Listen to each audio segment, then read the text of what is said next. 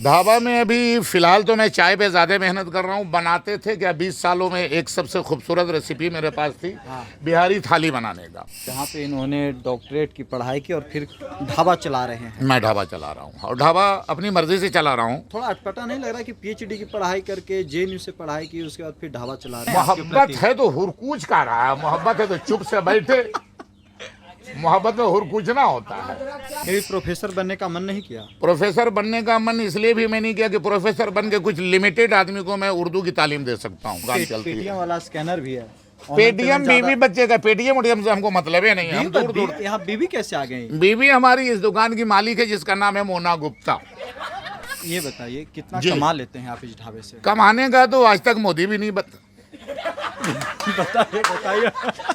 आपकी शादी जेएनयू में ही हुई? शादी जेएनयू में था और कहाँ करते, कनाट प्लेस में जाके। तो लव मैरिज शादी की? अब ये सब हम नहीं बताएंगे। लव क्या होता है, मैरिज क्या होता है, ये हम नहीं बता सकते। तो आप भी पीएचडी करके स्टाफ बने हुए हैं मोना गुप्ता के? नहीं, स्टाफ आप उसको नहीं कह सकते हैं। स्टाफ सैलरीड क्लास होती है, हमको सैलरी नहीं दे सकती है। मोना गुप्ता का औकात नहीं सैलरी देने का। हाँ, टूटे कभी तारा तो जमीन पर नहीं गिरता, और गिरते हैं समंदर में बहुत शौक से दरिया, लेकिन किसी दरिया में समंदर नहीं गिरता। ये है। नमस्कार, आप देख रहे हैं लाइव सिटीज़। मैं हूं आपके साथ सौरभ राज। इस वक्त देश के सबसे चर्चित विश्वविद्यालयों में से एक जवाहरलाल नेहरू विश्वविद्यालय के कैंपस में है। इस कैंपस में एक ढाबा है जो बिहार के रहने वाले हैं, मोहम्मद शहजाद, वो चलाते हैं और पिछले कई वर्षों से ये ढाबा यहाँ पे चला रहे हैं।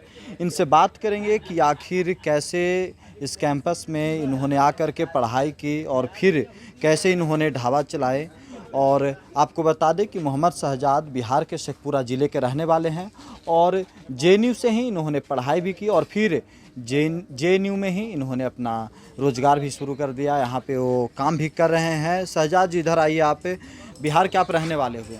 जी, मैं बिहार का शेखपुरा से रहने वाला हूँ और 93 से जेएनयू में हूँ। आप 1993 में आप आए जेएनयू? जी, मैं 1993 में जेएनयू आया, एमए किया, एमफिल किया, मॉस्को में किया, नौकरियां की। उसके बाद फिर मैं अपने आप पे आके मामू ढाबा को मैं संभाल रहा हूँ तकरीबन 20-30 सालों से। आप यहाँ पे जेएनयू में पीएचडी आपने? जी, मैंने जेएनयू से किस पीएचडी विषय किया से है। पीएचडी? मैंने उर्दू में पीएचडी किया है यहाँ से।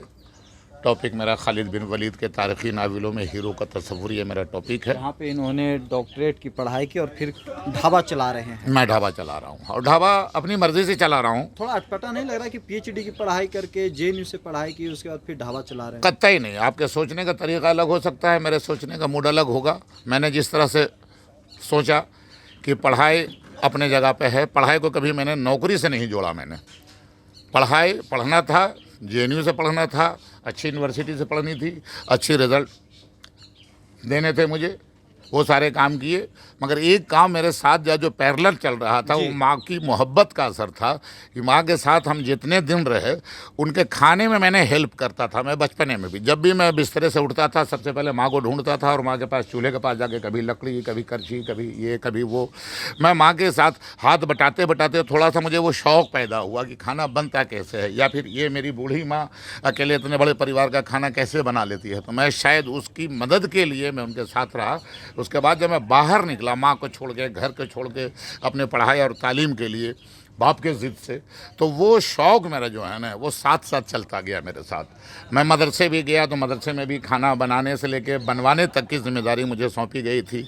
मैं जेएनयू में भी आया तो मुझे मेस वर्कर, ये जो मुझे मेस सेक्रेटरी का इलेक्शन होता है, वो बिना इलेक्शन के ही मुझे पोस्ट ये दे दिया गया। तो जेएनयू में भी हमारे आने के बाद जब तक मेरे पास ढाबे का कोई कंसेप्ट नहीं था, मैं बिल्कुल विद्यार्थी था और मैं पढ़ रहा था। तो कभी किसी ने ये कहा नहीं कि पढ़ाई करके पीएचडी करके ढाबा? हाँ, बहुत सारे लोग बोले, बहुत सारे सवाल आता है तो मेरे मन को भाया कुत्ता काट के कहा, यार तेरे सवाल का जवाब मैं कैसे दे दूंगा, यार ये बताओ तेरे सवाल में क्या आता है क्या नहीं आता है।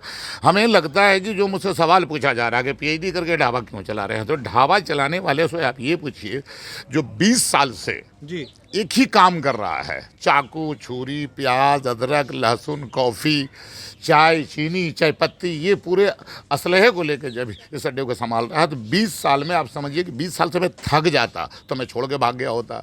20 साल में मैं ऊब जाता तो मैं भी दूसरा रास्ता निकालता। मैं इसके अलावा कभी दूसरे रास्ते की तरफ गया ही नहीं। मेरे मन में आया कि मैं कुछ नौकरियां कर लूँ। ये नाडू टेलीविज़न में मैंने एंकरिंग की नौकरी की, फिर यहाँ दिल्ली में आके करस्पॉन्डेंट का काम किया, फिर मैंने रेडियो और टीवी से मैं मुंसलिक रहा।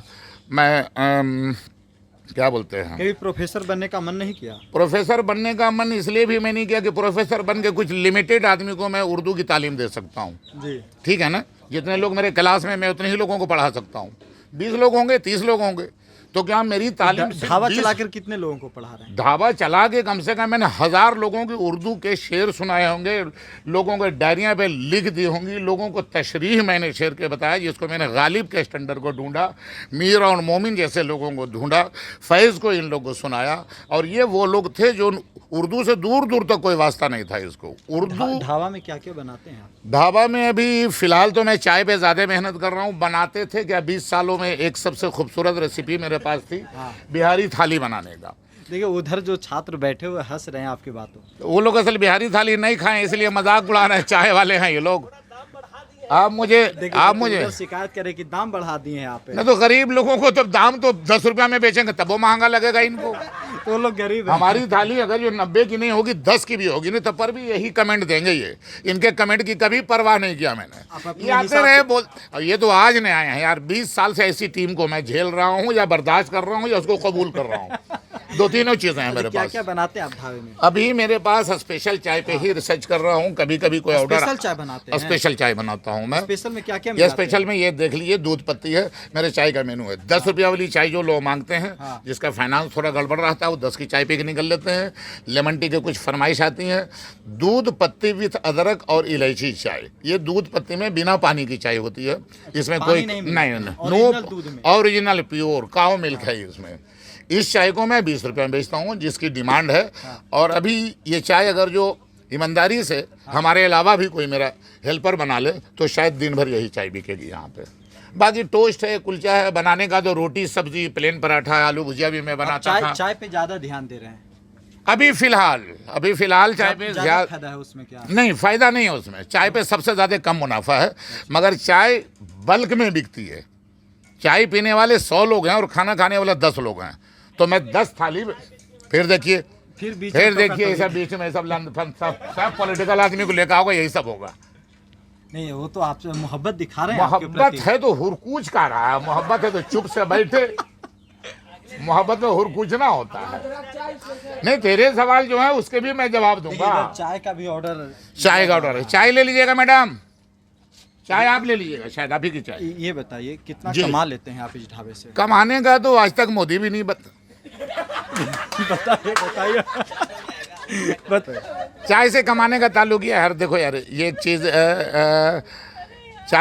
चाय से कमाई का ताल्लुक यह है कि 20 सालों से इसी ढाबा से कितना कमाते हैं आप? चाय से ना, तो चाय तो ढाबे पे बन रही है। कनाट प्लेस में थोड़ी बना रहा हूँ मैं चाय। अच्छा, चाय ढाबे पे बन रही है मेरी, तो मैं इस ढाबे से तकरीबन 80 लीटर दूध निकाल सकता हूँ एक दिन में। और निकाला है मैंने।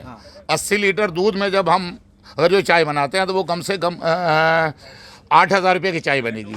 8,000 रुपये में अगर जो चाय बन गई 6,000 रुपये की, तो 2,000 रुपये पर सिर्फ चाय का मुनाफा मेरे पास आ सकता है। तो समझिए कि एक लेक्चरर की जो सैलरी होती है वो मुझे बहुत ईमानदारी से मिल जाती है और उससे मुझे काम मेरा चल जाता है। भाषा में एक प्रोफेसर जितना कमाता है, जितना सैलरी, उतना मैं शौक से कमाता हूँ, सैलरी दे के कमाता हूँ।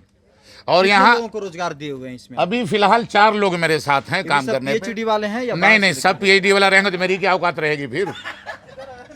PhD वाला एक ही रहेगा। मैं यहाँ का, मैं टीचर भी हूँ, वर्कर भी हूँ, वाइस चांसलर भी हूँ, कर्मचारी भी हूँ। मुझे कोई नहीं हटा सकता यहाँ से, और जिसको मैं जब चाहूँ तब नौकरी दे। वाले हैं इन लोग, PhD वाले नहीं है। नहीं, ये लोग PhD वाले बेचारे सब चाय बनाएंगे तो तारीख फिर उसी की बनेगी। फिर मेरी कौन तारीख बनाएगा ये बताओ पहले मुझे। हमारी कहानी कैसे बनेगी फिर? इतना बोलने के लिए, बातें करने के लिए JNU में सीखे या घर से सीख कर? JNU मेरी तहजीब है, JNU मेरा कल्चर है, JNU को मैंने दिया है, JNU से मैंने लिया है। अब घर पे गोंगा थोड़ी हो हम थे, घर पर भी बोल रहे थे हम, मगर जो चीज़ें मैंने बहुत जगह से हासिल की उसका JNU में अप्लाई किया। और यहाँ मुझे अच्छे दोस्त, अच्छे कस्टमर, अच्छे लोग, JNU वाले, टीचर, फैकल्टी, कर्मचारी, लड़के लड़कियाँ, सब लोगों का माहौल मेरे साथ रास आया। अच्छे लोग मिले, अच्छे लोग तो JNU में, बुरे लोग कहाँ से? इन लोगों को ऐसे भला बुरा बोल रहे हैं, फिर वो लोग को बोलो तो मुंह बंद रखो।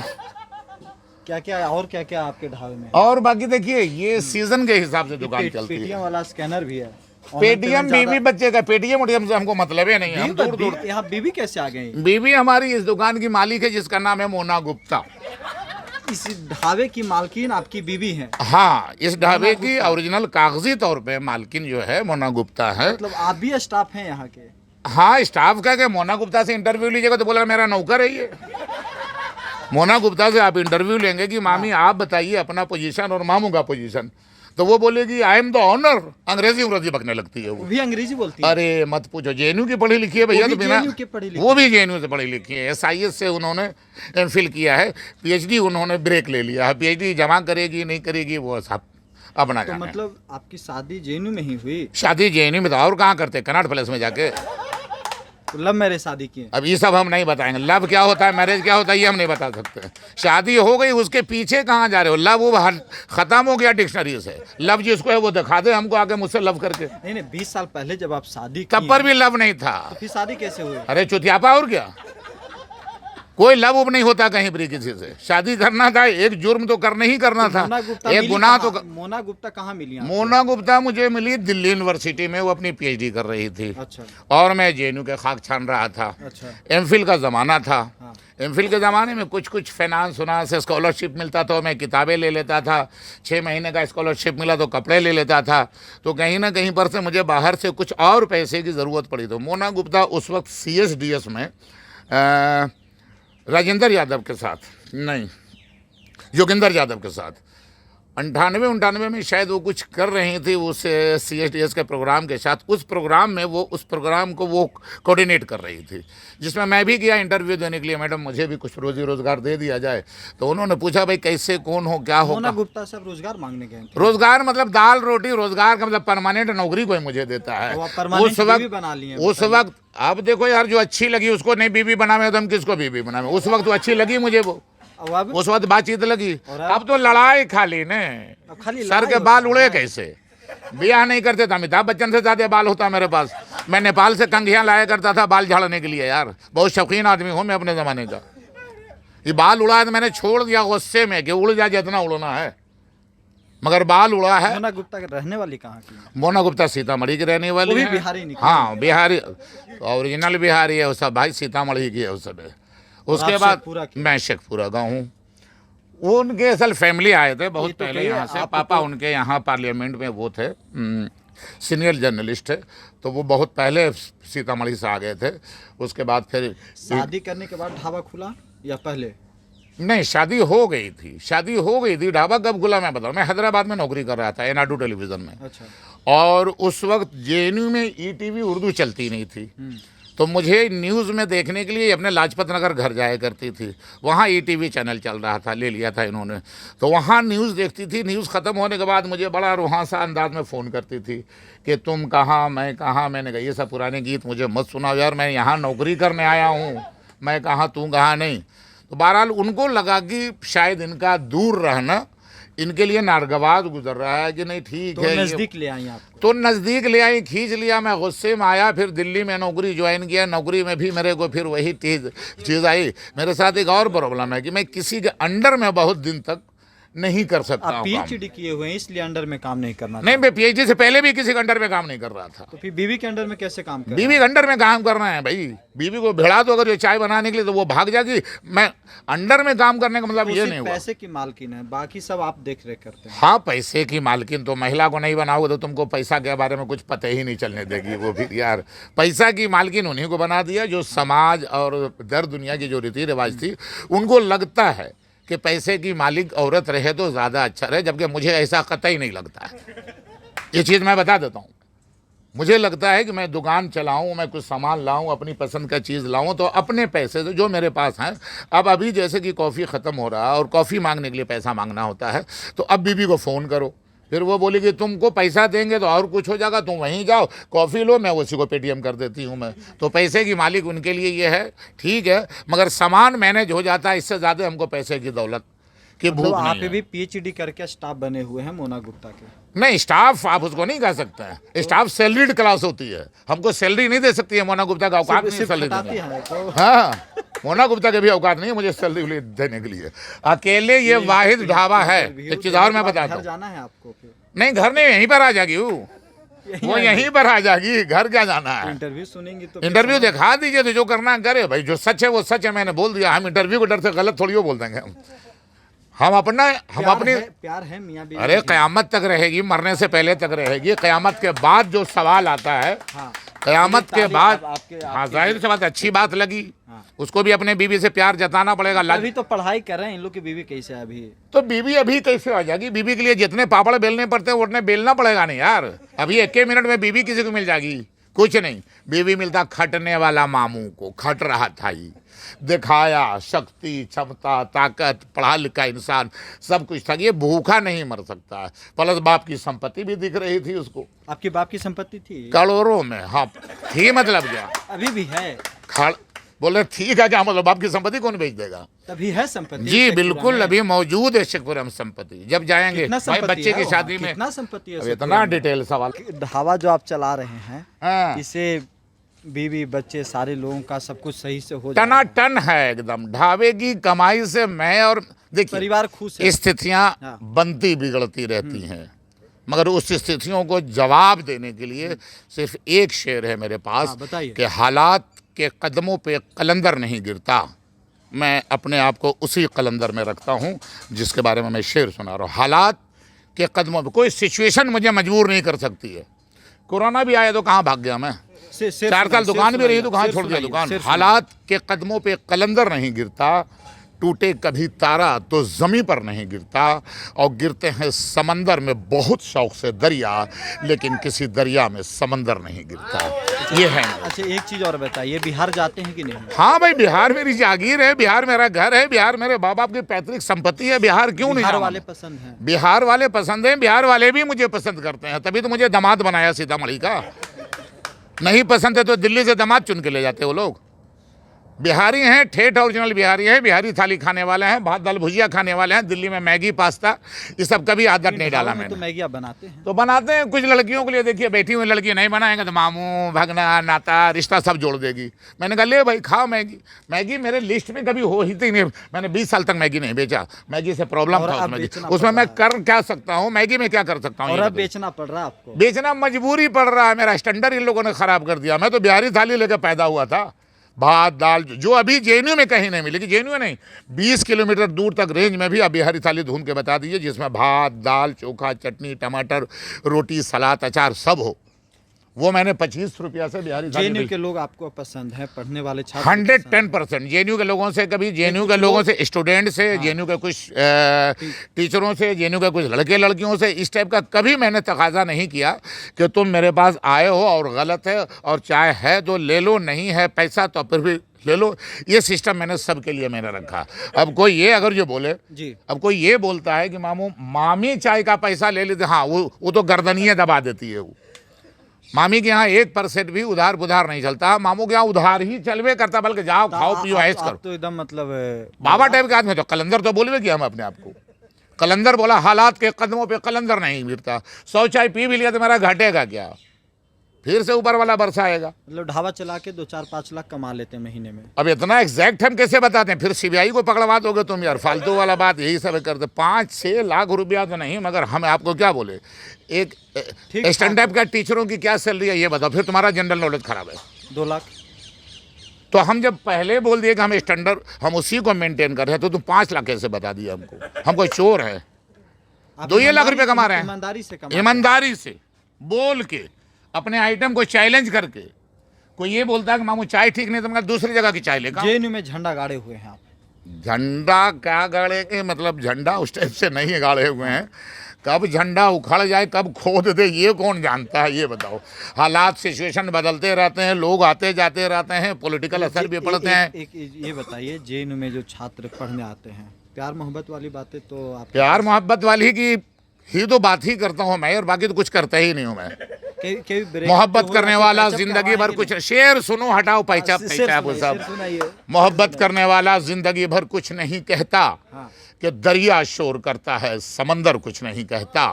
और मेरे दिल से मेरे चेहरे का रिश्ता खूब है, लेकिन ये अंदर कुछ नहीं कहता, ये बाहर कुछ नहीं कहता।